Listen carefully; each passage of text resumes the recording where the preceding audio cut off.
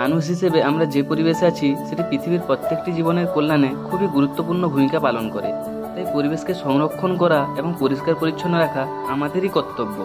আজ কলেজের ছুটির দিন পেয়ে আমি কিছুটা সময় বের করে নিয়ে আমাদের বাড়ির চারপাশে এবং এই যে সামনে ডোবাটা আছে প্রচুর অদাহ্য বস্তু পড়ে রয়েছে, যেগুলো মাটির সঙ্গে সহজে মিশতে পারে না। আমি সেই সব বস্তুগুলোকে একটা বস্তার মধ্যে কুড়িয়ে কুড়িয়ে রাখছিলাম।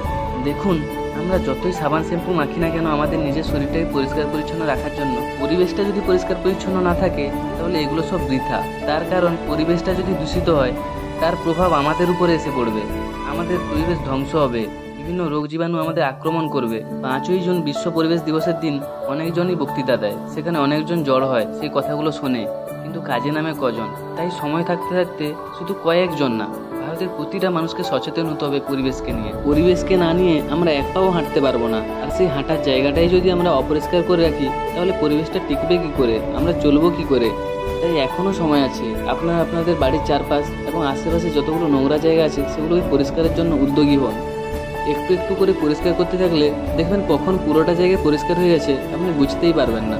আর তা না হলে আমরা যদি পরিবেশকে এভাবেই নোংরা করতে থাকি, দেখবেন একদিন ভারত নোংরা স্তূপ হয়ে যাবে। অনেক ভারতীয় নাগরিককে বলতে দেখি ভারত হচ্ছে নোংরা জায়গা, আমরা বিদেশে চলে যাব, কিন্তু দেখবেন ওনারাই হয়তো পরিবেশকে বেশি পরিমাণে নোংরা করে চলেছেন। তাই ভারত ছেড়ে বিদেশে পালিয়ে যাওয়ার কথা মাথায় না এনে আমাদের জন্মভূমি, আমাদের মাতৃভূমি কিভাবে পরিষ্কার পরিচ্ছন্ন রাখবো এটা একটু বেশি করে ভাবা দরকার। ভারতবর্ষে শুধু একজন নাগরিক নয়, ভারতের প্রতিটি নাগরিক যদি একটু পরিবেশকে নিয়ে ভাবেন, একটু সচেতন হন, পরিবেশটা কীভাবে সংরক্ষণ করা যায়, কীভাবে পরিষ্কার পরিচ্ছন্ন করা যায় তার জন্য একটু কাজে লাগেন, একদিন দেখবেন আমাদের ভারতবর্ষ আমেরিকা চীনের মতো পরিষ্কার পরিচ্ছন্ন হয়ে গেছে। এখন অনেকে অনেক কথা বলে, গাছ লাগাও, প্রাণ বাঁচাও, পরিবেশকে বাঁচাও, এইসব শুনতে শুনতে কান প্রায় ঝালাপালা হয়ে গেল। তাই আর কথায় না, কাজে করে দেখাতে হবে। মানুষ আজ খুব গরম অনুভব করছে, তার থেকে বাঁচার জন্য মানুষকে প্রচুর পরিমাণে গাছ লাগাতে হবে।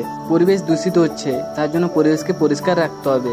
নোংরা জিনিসপত্র নালা জলাশয়ে না ফেলে যথাযোগ্য স্থানে ফেলতে হবে, অর্থাৎ ডাস্টবিনে ফেলতে হবে। তবেই তো সুন্দরভাবে পরিবেশ গড়ে উঠবে, পরিবেশ মুক্ত হবে, মানুষ বাঁচার মতো বাঁচতে পারবে। একার দ্বারা সবটা সম্ভব না হলেও সবাই মিলে যদি একসঙ্গে জোটবদ্ধ হয়ে ময়দানে নামি তাহলে কিন্তু সবটাই সম্ভব। সবশেষে সবাই ভালো থাকুন, সুস্থ থাকুন আর পরিবেশটাকে একটু পরিষ্কার রাখার চেষ্টা করুন।